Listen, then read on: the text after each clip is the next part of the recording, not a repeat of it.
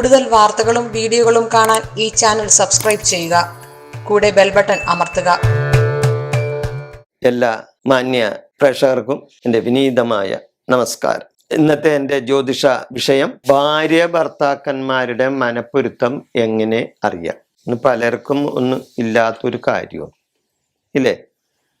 കല്യാണം കഴിഞ്ഞ ആദ്യത്തെ കുറച്ച് ദിവസങ്ങളിലൊക്കെ നല്ല മനപ്പൊരുത്തമായിരിക്കും.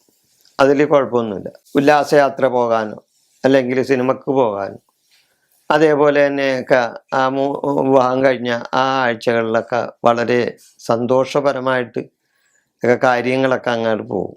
കുറച്ച് കഴിയുമ്പോഴാണ് പ്രശ്നങ്ങൾ ഓരോന്നോരോന്നായിട്ട് പൊങ്ങി വരുന്നത് ഇല്ലേ. അപ്പോഴാണ് ഭാര്യ പറയുന്നത് ഭർത്താവിന് പിടിക്കാണ്ട് വരുന്നത്, ഭർത്താവ് പറയുന്നത് ഭാര്യയ്ക്ക് പിടിക്കില്ല ഇല്ലേ. എന്താണത്? മനപ്പൊരുത്തം എന്ന് പറയും. അതായത് ഭാര്യ മനസ്സിൽ വിചാരിക്കുന്ന കാര്യമല്ല ഭർത്താവ് മനസ്സിൽ വിചാരിക്കുന്നത്. ഭാര്യ ഒരു വിഷയം പറയുമ്പോൾ ഭർത്താവ് ആ വിഷയത്തിൻ്റെ വേറൊരു വശമൊരുക്കുള്ളൂ ചിന്തിക്കുന്നത്. അപ്പം ഭാര്യ ഭർത്താക്കന്മാർ തമ്മിലുള്ള ആ മനപ്പൊരുത്തമില്ലായ്മ വന്നാൽ അവിടെ തീർച്ചയായിട്ടും ആ കുടുംബത്തിൽ ഒരു നല്ലൊരു അന്തരീക്ഷം ഉണ്ടാകില്ലല്ലോ. അപ്പൊ ഏറ്റവും വലുത് മനപ്പൊരുത്തം എന്ന കാര്യം ഭാര്യ ഭർത്താക്കന്മാർക്ക് ഉണ്ടായാൽ അത് ഏറ്റവും നല്ല ഉത്തമമായ കാര്യമാണ്.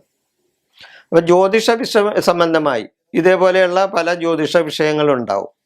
മനപ്പൊരുത്ത സംബന്ധമായിട്ടുള്ള, ജാതകപ്പൊരുത്ത സംബന്ധമായിട്ടുള്ള ഇങ്ങനെയുള്ള പല വിഷയങ്ങൾക്കും നിങ്ങൾക്ക് എന്നെ വിളിക്കാവുന്നതാണ്. അതിനുള്ള ഉത്തരങ്ങളും എന്നിൽ നിന്ന് നിങ്ങൾക്ക് കിട്ടാവുന്നതാണ്. അപ്പോൾ ഈ പൊരുത്തത്തിൽ ഈ മനപ്പൊരുത്തം, ഈ 10 പൊരുത്തം ഉണ്ടല്ലോ, അതിലാണ് ഈ മനപ്പൊരുത്തം എന്ന് പറഞ്ഞ ഒരു സാധനം ഉള്ളത്. 10 പൊരുത്തത്തിൽ ഒരു പൊരുത്തമാണ് മനപ്പൊരുത്ത. പക്ഷെ മനപ്പൊരുത്തം എന്നും പറഞ്ഞ് അതിൻ്റെ അകത്ത് എഴുതി വെച്ചിട്ടുണ്ടാവില്ല. അതിനെയാണ് നമ്മൾ രാശ്യാധിപ പൊരുത്തം എന്ന് പറയും. രാശ്യാധിപ പൊരുത്തം ഇതില്ലാതെ വരുമ്പോഴാണ് വിവാഹത്തിൽ തകരാറ് വന്ന് സംഭവിക്കുന്നത്. വിവാഹാനന്തരം ഉള്ള ജീവിതത്തിൽ തകരാറ് വന്ന് സംഭവിക്കുന്നത് ഈ രാശ്യാധിപ പൊരുത്തം ഇല്ലെങ്കിൽ അവിടെ മനപ്പൊരുത്തമില്ലായ്മ കണ്ടെന്നു വരാം.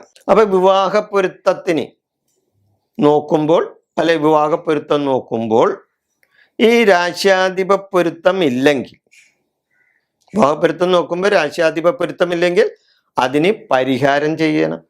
പരിഹാരം ചെയ്താൽ അതിന് പരിഹാരം ഉണ്ടാവും. അപ്പൊ നമുക്ക് അതിൻ്റെ ദോഷത്തിൽ നിന്നൊക്കെ മാറ്റങ്ങൾ കിട്ടും ഇല്ലേ. എന്ത് ദോഷങ്ങൾ വന്നാലും അതിനൊരു പരിഹാരം ഉണ്ടാവുമല്ലോ. അപ്പോൾ അതിനുള്ള പരിഹാരം ചെയ്യാം. അപ്പം മനപ്പൊരുത്തം ഇല്ലെങ്കിൽ, ആ മനപ്പൊരുത്തത്തിന് ഇല്ലെങ്കിൽ അതിനുള്ള പരിഹാര ക്രിയകൾ എന്താണെന്ന് വെച്ച് കഴിഞ്ഞാൽ നിങ്ങൾ ചെയ്യണം. അപ്പം ആ ദോഷം മാറിക്കിട്ടും.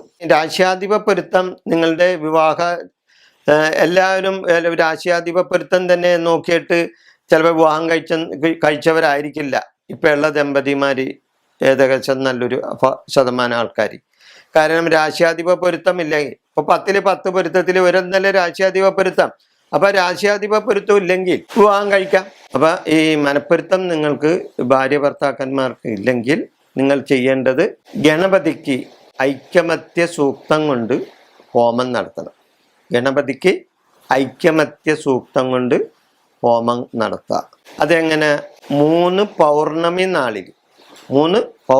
നാൾ അതായത് വെളുത്തവാവിന് രാവിലെ ഐക്യമത്യ സൂക്തം കൊണ്ട് ഗണപതിക്ക് ഹോമവും വൈകിട്ട് ദേവിക്ക് ഭഗവതി സേവയും നടത്താം.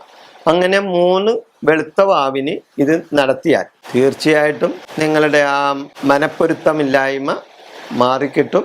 നിങ്ങൾക്ക് അഭിപ്രായ സമന്വയം ഉണ്ടാവും. ഈ വിഷയം ഞാനിവിടെ അവസാനിപ്പിക്കുകയാണ്. നന്ദി, നമസ്കാരം.